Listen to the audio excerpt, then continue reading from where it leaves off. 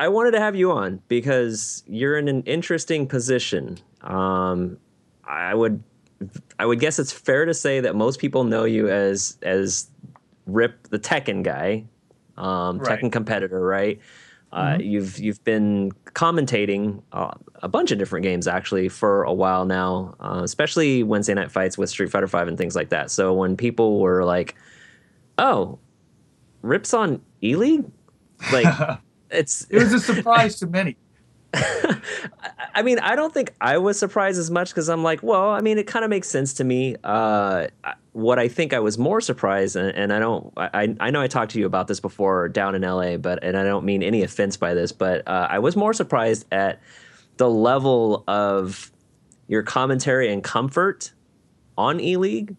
Hmm. But I think that applies to not just you. I think that applies to a bunch, like Tasty Steve and some of you guys who have actually grown throughout the months since, Yeah. right? You mean that in a Uh, good level, because you made it sound like yeah, it was yeah. a bad level. Like it's not like you guys were terrible, right? You guys were great, but it really struck me. I think I told you this. It really struck me that one day I heard you guys, like Steve, I heard on commentary at Final Round, and obviously I saw you on E League, and I'm just like, man, these guys leveled up a lot since the Well, that's last good. time I really heard them do commentary. And so I think you guys are doing a great job. So kudos to that. Thank you. One of the And things that I wanted to ask you though is what the heck is it like being out there on that stage on TV? yeah, I mean, it's the TV part of it isn't as big of a deal. It's actually a lot easier on TV just because you have the live audience behind you, and that for us is a lot more natural. Yeah. The hard part was, when we first got there, that very first day, we got some criticism that like, we're all holding back a little bit, but it wasn't. We didn't get any instruction like that. It was just actually that it was just such a different environment than the four of us were used to. Because here we were walking to this giant set. There was like no one there. It was really cold. We have this desk where we're sitting like maybe 5 feet from one another. Which usually you're sitting right beside your dude. So like there are little things I noticed. Like you make this gesture. Like sometimes if you want to speak as a commentator, you put your hand out. Like let me say something right now. And if they were doing this, I couldn't see them because I'm looking down at my preview monitor below me, and I can't. My peripheral doesn't go that far. So there's little Right. adjustments like that had to be made. And of course, we got the director, producers in our ears, so it's just a lot of those kind of adjustments. I felt like by the end of the first day, we were kind of already rolling though. So a little bit of adjustment period, but then I think it was just kind of business as usual. Yeah, I totally agree. I think the first day was I liked the production. Obviously, there was a lot of breaks that people had issue with. I think Mhm. that with all of you, Richard Lewis as a host, and then the rotating you guys in and out, I thought that you guys did really well. I think there was a legit concern. It was like, man, are these guys holding back, or we're not really seeing the personalities that we're kind of used to? So it was really nice to see you guys settle in. Yeah, we were You've done, totally getting used to the format, right? Like the one yeah, match and then the yeah, break sort of thing. yeah. Like, because we weren't really sure how it's going to go, how long the replays were going to be, and even the host dynamic. That's a great point I forgot about. Hmm. But it was really something that was different at first because Richard talks the majority of the time, and so we're just kind of there for our like, you got 30 seconds, go, and you're like, Right. what? Like, I'm not ready for that. I'm usually filling myself for 3 minutes or something. So it's very, Yeah, very and interesting. offering your insight and analysis, which I guess that brings up my next question. I'm curious because you've done a lot of commentary, right? Whether it's Mhm. Street Fighter, Tekken, whatever. How difficult is it for you to kind of come in there? I mean, I'm sure there's a little bit of preparation, but how difficult is it to come on there? Richard's doing his thing, and then, all right, Rip, what do you think? And you got to throw your 30-second analysis out there.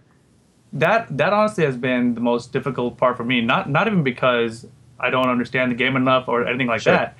It's just because it's being put on the spot about a specific question. Because when Richard's talking, I never know what he's going to ask me.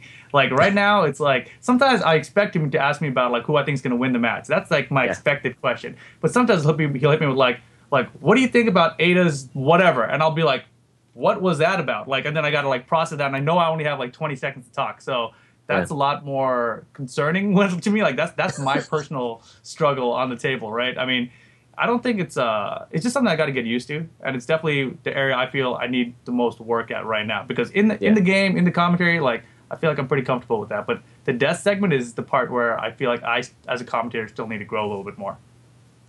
Did I answer your question? I'm not sure. Maybe I Yeah, skipped no, part of no, it. totally. I think it's no, I think it's great. I mean, I think you realize, and I think you probably all of you guys realize, you're in the position where this is a new thing. This is a thing that you can grow into. This is a thing that you know you're actually, I guess, acquiring more skills on top of the things that you're already doing.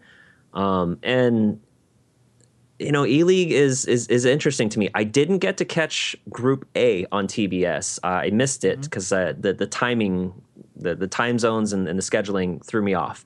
But I Mm-hmm. caught Group B on TBS, Right. and I knew. I mean, I knew it'd be good, right? But I was just really impressed with it. Of course, I've seen the stream, so Mm-hmm. I was already impressed by that production. But the TBS showing, I was just really impressed with it. I was actually surprised at how much crowd involvement there was. I mean, I figured it would kind of be one of those things where, like, yeah, they're in a studio, there'll be a crowd there, but maybe you can't really hear them. Well, they were going crazy. They had like the cosplayers up front and everything. John D doing his thing. Yeah. I'm Um, gonna put a clip of that on Twitter, by the way. I have that. yeah, yeah. I saved it. As soon as he did it, there was a meme up, right? He's like, "Great, another meme." But as a result of all of those things, I'm curious to get your thoughts. I know I've talked to a bunch of different people about this, but I don't believe I've actually spoken to anyone sort of involved in the production as far as all of this, taking all of this into account, all of ELeague and I guess Street Fighter kind of where it's at right now. What do you think ELeague and TBS does for the fighting game community? Like, how much does it contribute to the fighting game community? This has always been the question that everyone has asked. They've always asked, when they watch these esports titles, they're like, man, I really can't follow, this League of Legends or this Dota 2. There's just too much stuff happening on screen. And people have always said, when you have a fighting game and it's esports, you just see the 2 life bars, you see people getting hit, the life bars go down. It's really easy to follow in that sense. So it's really a test to me to see how much that translates over to the general population and how much they appreciate and enjoy that. I think we won't really have the answer about that until the end of the season, though. So right now, I've been keeping up on the ratings, just because I'm interested in it. But Yeah. I've also heard a lot of things about like how ratings work, because I never bothered to care about how TV ratings work before at all. Like they were telling me like, oh, what goes on before you matters just as much as Sure. what your content is itself. So it's interesting, and right now the ratings are kind of holding up, so it seems like it's doing pretty solid. So I think that it's got a good chance to actually grow the FGC. And a lot of people they've been mad at it because they say, the Twitch side of the stream is so reduced compared to the TBS broadcast, and why is that? And I'm like, well, the Twitch side has like 10 to 20,000 people, and there's like 150,000+ people Right. watching on TBS, right? It's like a fraction. So I think in that sense, the FGC is obviously getting a lot more exposure just from being on cable TV. Yeah. I think to that point, most people probably have never seen the ELeagues with Counter-Strike Go, and it's exactly the same thing. If it's on TV, the Twitch stream is like bare bones. It's just gameplay and commentary during gameplay. Everything else is Right. just, whatever, right? I mean, I feel like that's a thing that, yes, I understand that there are a lot of people who may not have cable TV. A lot of people are cutting cable, whatever. I get that, but I mean, it's kind of the trade-off. Interesting question or interesting thought I had was, I guess recently Gutex and I'm assuming Mike Ross, I haven't actually heard this episode, but recently on the Cross Counter podcast, they talked about the sort of the ELeague experience and how it felt like maybe it could be the beginning of something maybe new or different. Maybe Turner or TBS is considering sort of its own Street Fighter thing, some like I don't know, its own production beyond just ELeague. You feel like that's something that could happen? Is that something that would compete with like the Capcom Pro Tour, or could that live on its own? That's an interesting Would you question. want something like that? Okay, let me tell you this. So as far as just ELeague, the experience goes, as part of the talent there, it is like the best job ever. It's unbelievable just the amount that they take care of you. And I've heard the same thing from the players as well. So Right. it's like a dream job. So do I want to continue? Hell yeah, right? How do I think of it in terms of like the FGC and that exposure compared to like the grassroots tournament scene and the CPT, like you just mentioned? That's a different question. I think that there's room for both. I think Yeah. that you need the CPT to establish who the top dogs are, so that stuff like ELeague works out better. So I think that there's definitely room for both. And whether or not TBS or Turner wants to spin off Street Fighter as its own thing, that's Mhm. an interesting question. I haven't personally heard any discussions like that. I think I heard part of that podcast. I don't think that was the one with K-Brad on there and Gutex and Mike. And basically, I think it was just kind of like they were spitballing ideas of what could potentially happen. Yeah. And the way I see it right now, like ELeague has, they've done the Counter Strike, they've done some Overwatch, now they're doing Street Fighter.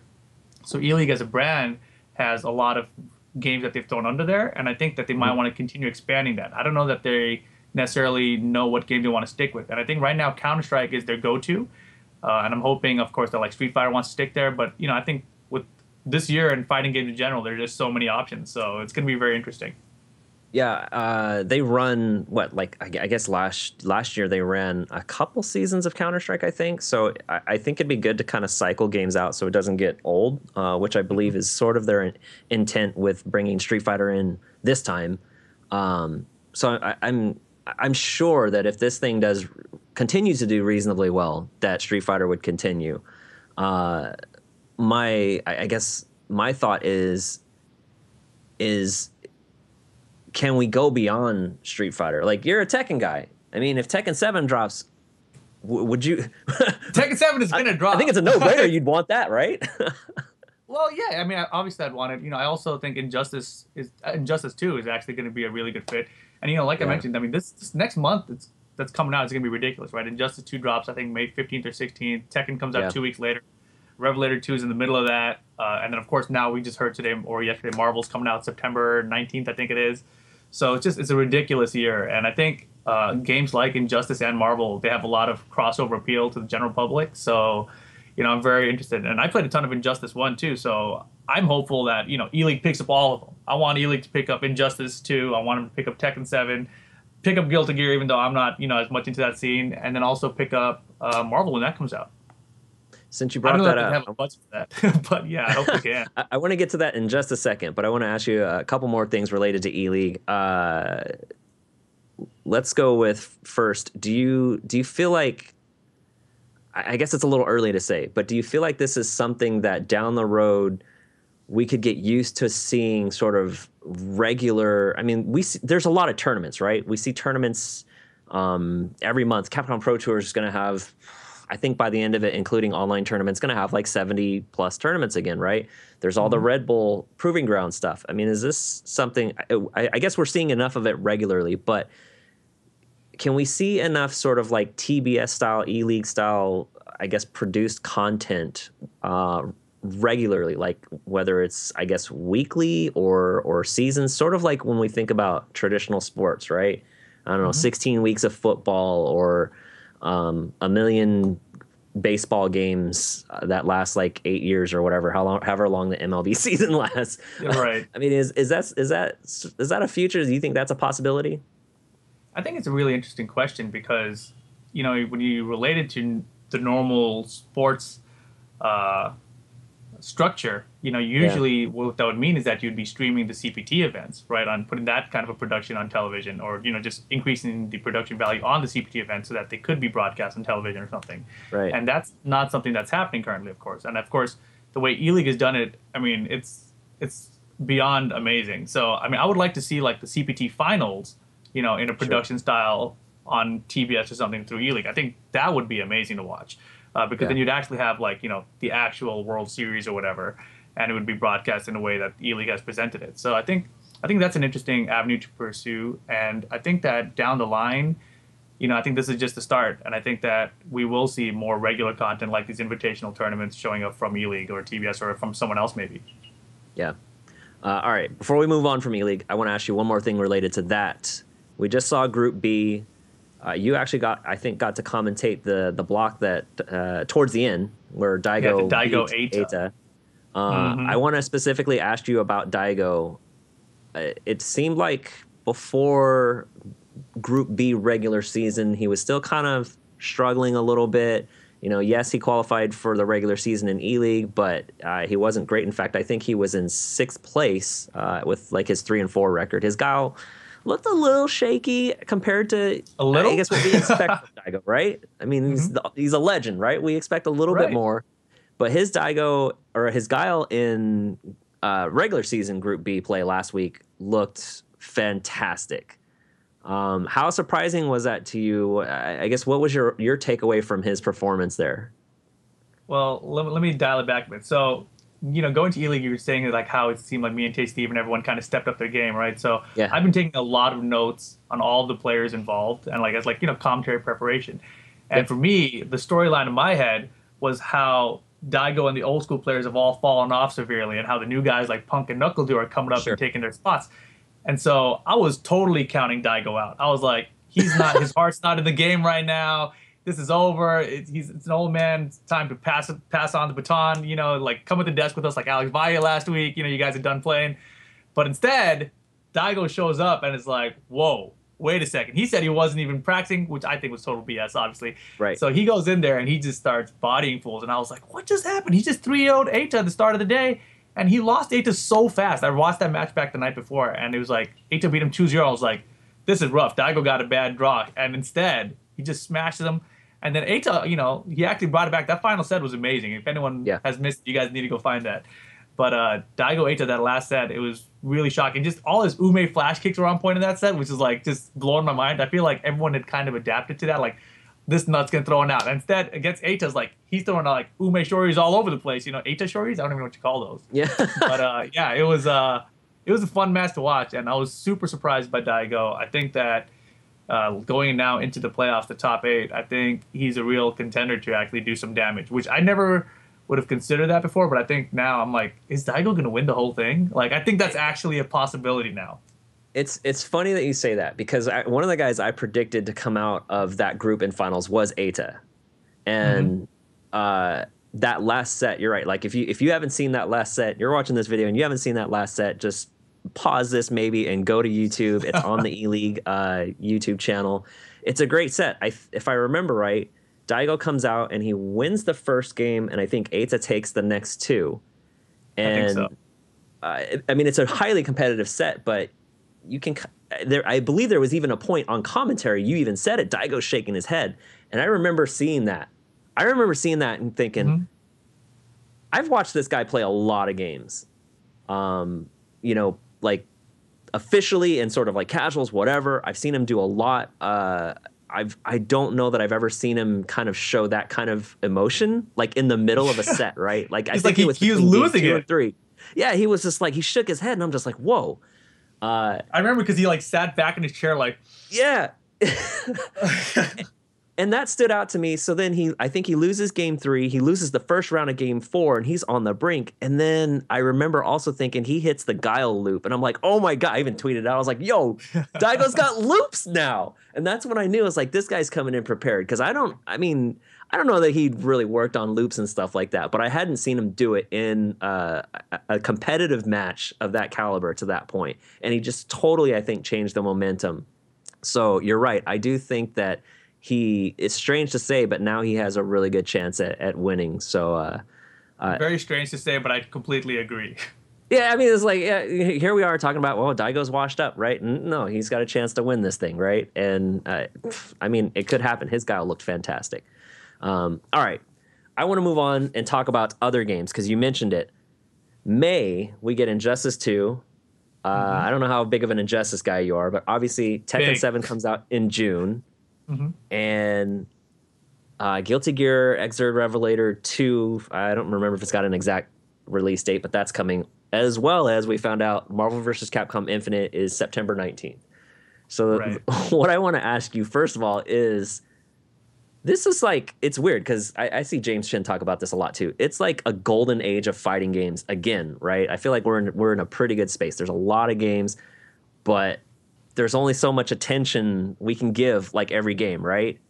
So when it comes to, and I'm gonna ask you specifically about Tekken 7, when it comes to Tekken 7, I know I feel like you probably want to compete, right? Like, how do you give Tekken the kind of attention it needs to play at a high level when you're still goofing around over here with Street Fighter 5, you're doing commentary, you're doing ELeague, you got to worry about Injustice 2 and all these other games? Like, what's Rip gonna do when Tekken 7 comes out? All right. So for me, in an optimal world, I would like to be a sponsored Tekken player and be a Street Fighter commentator, right? Uh, just I think that would be the easiest path for me to do both the things I love to do. I mean, I love commentary. I've been doing it, and I think a lot of people don't know this. I've been commentating since like 2010 with MLG, etc. Right? So Okay, I'm yeah. not new to the commentary game. And then as far as being a Tekken competitor, that started back in like 2005.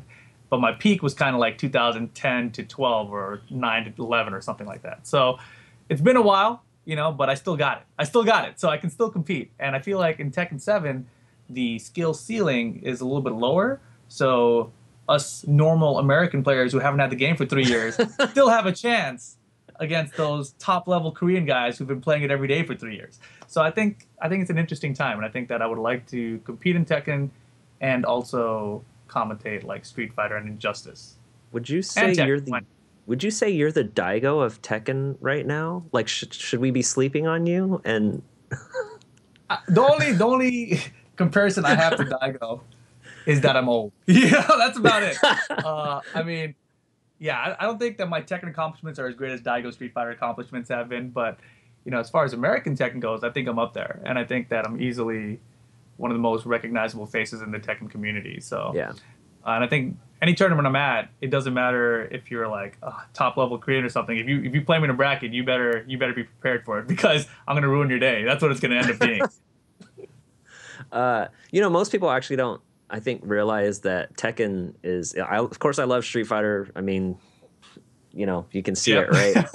right? I've actually, back in the day, like arcades and whatnot, I was actually a much better Tekken player. I, I've always liked Tekken a lot, Hmm. so I'm very excited for Tekken 7. I'm looking forward to it, but I actually haven't I don't think I've had a chance to really ask anyone this. And you mentioned it, the game's been out in Asia for what, 2 years now, I think, in arcades. Going on 3, yeah. Um, and yes, we've had opportunities to play it in North America with the Tekken Tour, of course, all the different Wizard Worlds, and shout outs to Bandai Namco and Markman bringing that game to like every event they possibly can so that we can get as much exposure to it as we can. But it's different when you can just, you know, get off work every day and go play Tekken, right?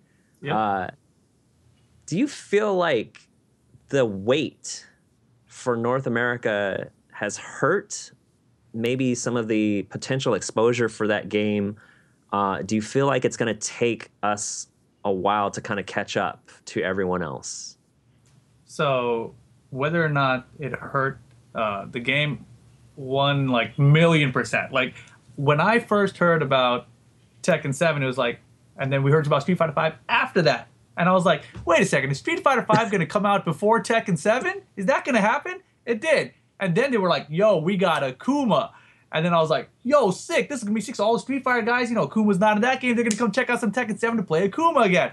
And then a year later, Street Fighter 5 was like, we got Akuma. And Tekken 7 was like, wait a second. That was our exclusive, right? Like, what? And so they've totally lost a lot of their momentum because of those little things adding up, I feel like. As far as the competitive scene goes, that's always going to be like that. I mean, until they drop this arcade first, whatever they want to call it, business plan, Yeah. it's always going to hurt the competitive scene around the world that's outside of Asia. But like I mentioned, the skill ceiling is lower in Tekken 7. The throw breaks are easier. There's more comeback mechanics now with the rage arts and the rage drives and the power crush, and the damage is high overall. So I think there's going to be a lot of opportunities for top level American players still to compete, or even European players or anyone else that's not Asian, basically, to Right, compete yeah. with the top level Anyone Asian guys who've outside had of access. Korea. Yeah, anyone outside of those, Korea and Japan and maybe the Philippines where they've had access to Tekken 7. I think that we're still going to have a chance against them. A good chance. When it And I comes to think that was proven. fighting games, I think we've been debating this for a long time. Maximilian and I talked about this at Capcom Cup, but I don't feel like Tekken 7 necessarily has gone the route of, hey, we're just going to make things super simple so that anyone can play, right? There might be some games that are taking that approach, but you're right. I think there are some features in the game that definitely appeal to someone like, hey, if you've never tried this before, or maybe if you never were really that good at it, like, here's some interesting features that can kind of help you out.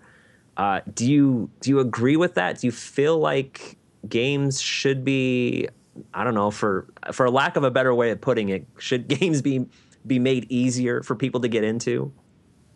It's a very, very interesting question to me specifically, right? Because obviously I'm most known for Tekken and competing in Tekken, but I started with Right. Street Fighter and Mortal Kombat. Those are my first games back in Street Fighter 2 and Mortal Kombat 1, right? And it wasn't until like Tekken 3 that I really got into Tekken. I played Tekken 2 and 1 in the arcade, but 3 was my first. And the game was really, it doesn't teach you a whole lot about how to play it. And Right. I think they've made a lot of strides since Tekken 5. Like, for example, Tekken has sidestepping, but you had to know before which moves tracked in which direction. That was a huge, important deal back then.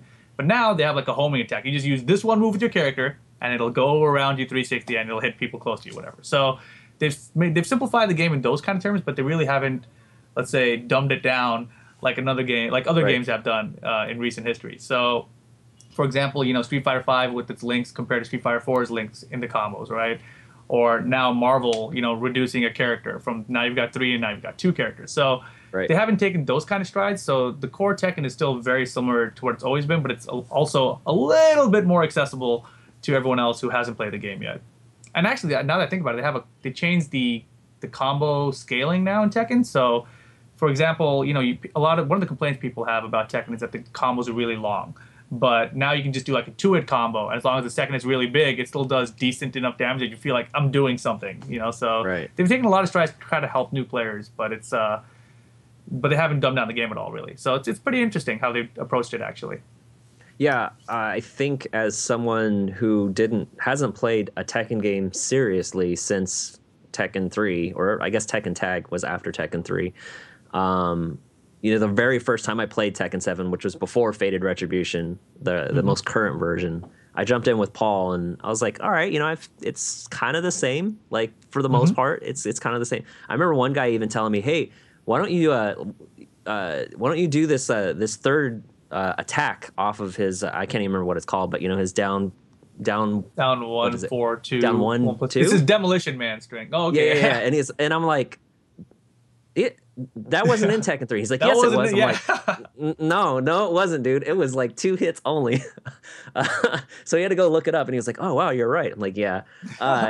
Anyway, speaking of long combos, I would be remiss to not ask you about Marvel vs. Capcom Infinite. I don't know how excited you are about that game, but I guess let me just start with there. Are you excited for Marvel Infinite at all? Like, what did the trailers, the gameplay, the leaked gameplay that just dropped? What do you think? Right now, I'm like 60 to 70% excited. And let me explain Okay. this. So when I first started going to Evo back in 2005, I didn't even know, like, I mean, I knew of Marvel, but I didn't know Right. of it at a high level. So when I was watching these guys at Evo play it in the top 8, I was like, what the hell is going on? I could not follow it at all. I mean, So then, there's still people that are like that. right, it's very similar, I know. So then Marvel 3 came out, and at the time I was doing tutorials with Capcom, and so with Namco, and so I hit up Capcom. I was like, hey, I want to make a tutorial for Marvel 3. So I hit up Mike Ross and Clockwork. They came in, and we had the game like a week early, and we put out this pretty sick tutorial, I think, about teaching the basic of Marvel 3, and I was super into it. I played it for a while, but I was also playing a bunch of other games, and then like 3 months later, Ultimate came out. Just kind of when I learned the basic roster characters, I was like, that's too many characters. I can't keep up with this right now. So I stopped playing around when Ultimate came out. So I've been, I guess, one of the people they've been trying to target, where they wanted to simplify this game so that more people will be able to access it. Because right now, if it was the same as Ultimate Marvel 3, I can tell you that I would have been like, oh man, I don't think I'm gonna be into that. It's still too busy for me. And I think the current state where it's at, it was a little scary at first until I saw the gameplay this morning, because I felt like, man, this sounds a lot like Cross Tekken. It's this 2v2, and then they've got these gem activations, right? But the way the gems work in this is way cooler than it was in Cross Tekken. And the 2v2 aspect, it looks like there's still going to be some assist stuff. So, like, I think each character will be able to call out their own assist as, like, maybe a special attack or something. It's unclear how that works yet, right?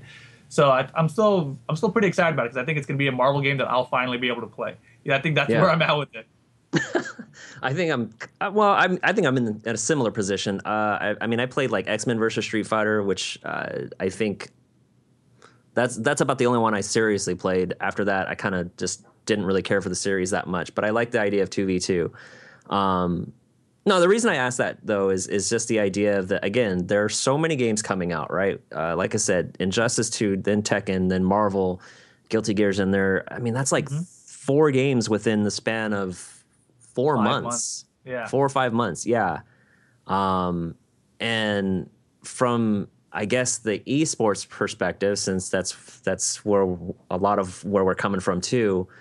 Um, Again, how does one find time for all of this? Like, you want to compete. You still, of course, I'm sure you want to do ELeague for as long as you can and things like that. Uh, but how much time are you going to invest in Marvel? What if that becomes like the next big esport? Is that going to be Rip's thing or I mean, if here's the thing about me, as far as like commentary goes, right? Like I have to really like a game. I don't like commentating games I don't like. Like if I don't like to sure, play the game, it's super frustrating because to be a commentator, you have to be knowledgeable about it, and you're not going to be knowledgeable about it if you don't like playing it. So that's just the way that works. So for me, I agree with you 100% that it's incredibly difficult. Like you're gonna have to really specialize in just a couple of things here.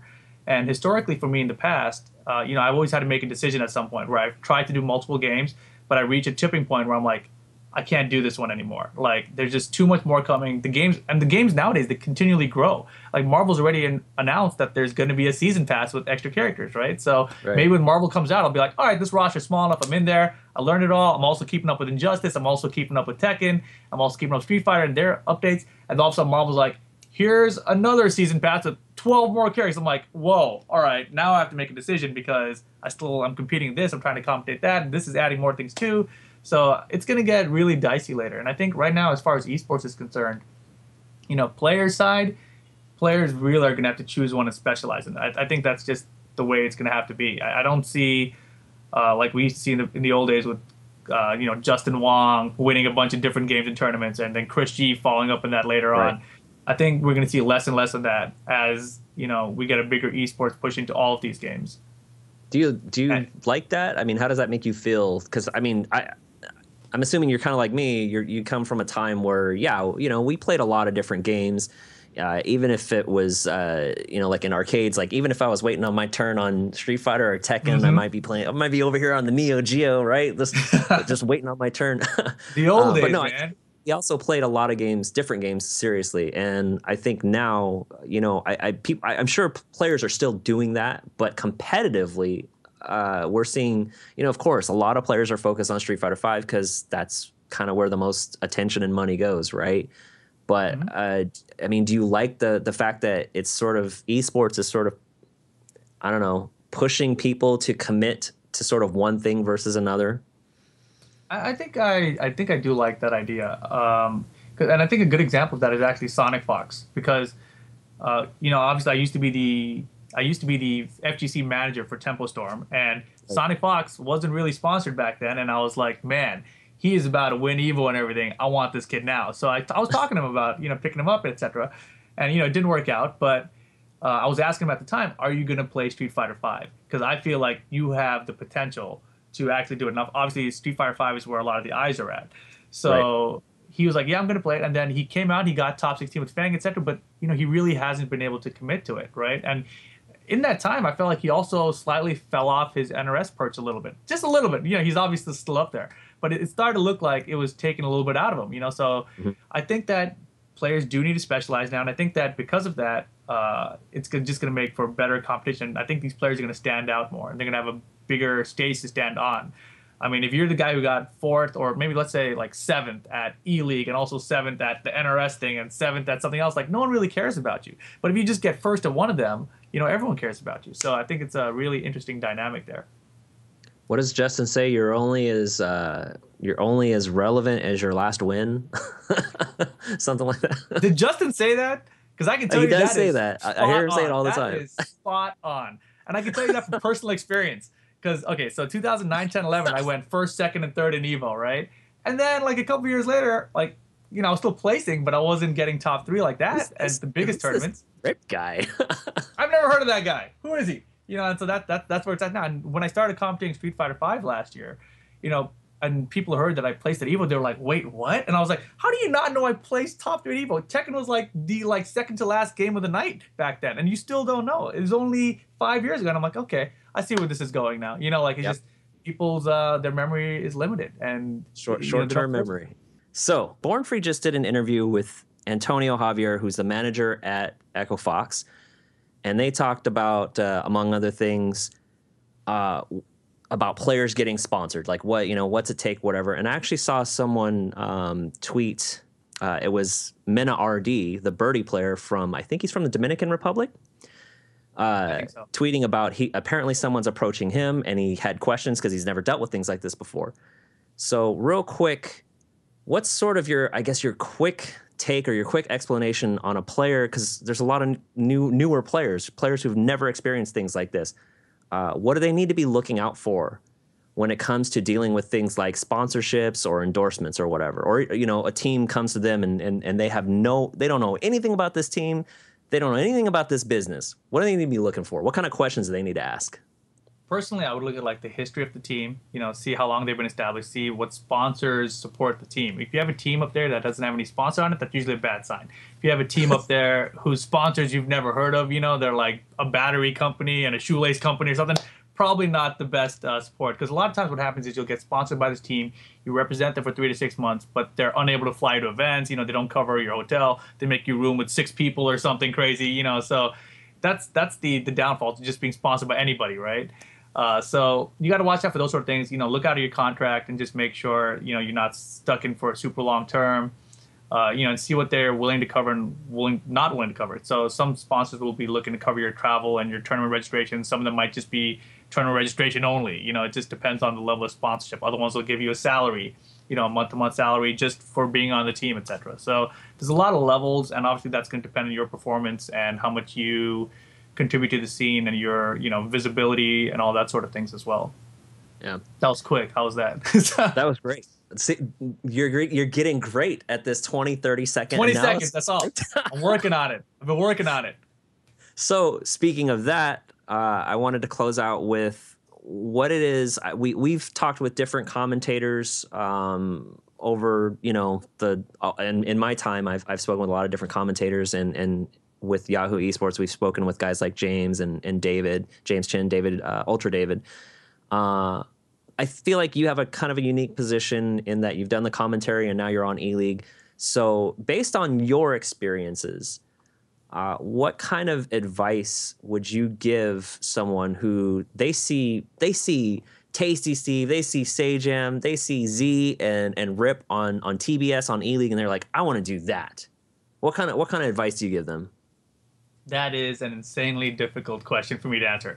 You have 30 seconds to answer this. I have 30 seconds. Oh my God. Okay, yeah, no. So for me, commentary was just kind of a random, lucky opportunity that I got. It's I was competing in Tekken. I had carpal tunnel. They just asked me to do an interview because I just been eliminated from the tournament, and it so happened that they didn't have a co-commentator. Oh, I wasn't that salty. I was like, I knew I was hurt, so I was like, man, I got carpal tunnel. I would have beat that guy's ass anyway. So I actually lost to Bronson Tran, who's obviously popular all of a sudden again, right? That was like 7 years ago though. But they asked me to stay on for commentary, and it happened to be the grand finals, and I did really well at it. And they were like, hey, how would you like to do this instead of play? And I was like, well, I'm injured. Screw it. Why not? And that was basically how I got started in commentary. Nowadays, how do you break in is a very, very difficult question to answer. I think there's a lot of opportunity now, because like we mentioned, this is going to be the busiest fighting game release period in history, right? I feel like I'm in a good spot because, I know Injustice already, I know Tekken, and I know Street Fighter. So those are going to be like 3 of the 4 biggest games, and I can commentate all of them already. But for other people trying to get in there, I think you have to establish yourself as someone who's knowledgeable about the game. I think that's how Sajam got in. Or you have to be knowledgeable and super enthusiastic, right? And I think that's kind of where Tasty Steve is at. Or you have to be someone who's just shown that they've known the game just by competing. And I think that's another way that you can prove yourself as a commentator. So outside of that, I've heard a lot of people say things like, oh, just do commentary on matches and put it on YouTube, or, do that sort of thing as practice. But I don't see where that leads you. I feel like you still have to get to a position where you can end up on a microphone to do it at an event so that people actually take notice of you. So I think those ways I just mentioned are your best opportunities to just get started and even get that opportunity to get on a microphone, because obviously there's a lot of people who want to do it now, and I don't think it's as easy as just saying like, I want to be a commentator, I'm just going to go watch Justin's matches and commentate them and then put that on YouTube and tell someone, hey, look at that, I can be a commentator too. Like, I don't know that that's the best way to do it. So for me, it's a different question. I don't have an answer. It's very different. My personal experience, I've had people ask me before, usually like locals and stuff, and I'm always like, man, I don't know if I want to get on there, right? And I don't know that it was a fear of just sounding like an idiot, or just, you know, I mean, I feel like I'm knowledgeable, but you know, you just don't know until you get on the microphone, right? You don't know what's going to happen. But it just worked out. It happened to work out at West Coast Warzone. The final day, top 30 from top 32 on, the losers, the secondary stream, which featured most of the loser side matches. Whoever was supposed to commentate, the guy running the stream was like, "Hey, my guy's still sleeping. You want to jump on?" And I was like, you know, whatever, I'll jump on. And it was with it was with Black Skills, who you know, Black Skills is really good guy, really funny. Does commentary also. I think he does some Wednesday night fight stuff. I don't know if he's done anything else, but so he and I just jumped on, and I found that I loved it. I mean, I don't know that that's a thing that I can go into professionally, because I feel like there's, like you said, there's a lot to sort of like honing that craft. And I feel like it would take me a longer than I would want to sort of hone that sort of craft. But I found it was fun. And I think my takeaway from that was, you know, people have asked me, I always kind of avoided it just because I was like, well, I don't know, worried about one thing or another, right? But I think there's something to just like, most of my career has just been based off, well, I'll just do it, right? And if it works, it works. If it doesn't, it doesn't. And so, yeah, I just did it, and I thought it was fun. But I don't know that I'll ever be on ELeague with the rips and the tasty jams and the Z's. I can tell you right now. Or Alex Valle, who, by the way, was fantastic. Right? As an analyst, was it last week? Yeah, it was last week. He was great. Yeah, he was great, and that's the same thing. You know, like I said, you know, your history as a competitor, it's going to carry over as well. And I think that, you know, this gap, like you said, honing the craft, is just going to grow right now. I think that guys like us who've had this opportunity with ELeague, you know, I feel like our skill set is growing really quickly, and it's forced us into a position where we have to really try, because we know that there's going to be a lot of eyeballs on us, right? So I think all of us are bringing our A game, and we're trying our best out there. You know, as far as, like you mentioned, you know, doing it for fun, I think that's also a huge deal. I think a lot of people get into, or try to get into commentary just because they want to be the guy on TV or something. I think that's totally the wrong way. I've seen plenty of guys try to do that, and it always fails. Like, it just never works out. So, I mean, I can tell you, for me, when I think back about why I want to be a commentator, it's so bizarre. I grew up watching wrestling. When I was a kid, I used to have wrestling toys, and I used to commentate the matches while I played with my toys. And that was it. And I liked doing that. And so when I started playing fighting games, and I listened to people finally commentating events, I was like, I could totally do that, and better than that guy.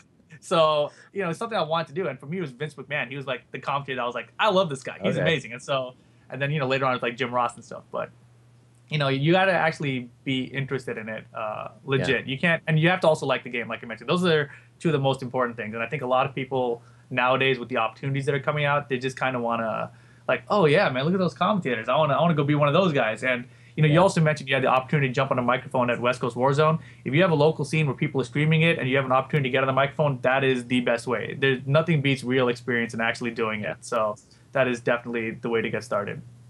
I was surprised at how comfortable I felt, and I think, having said that, I tweeted and posted about it. So of course all my local guys were like, "Oh, all right, I'll remember that." I'm like, "Yeah, okay."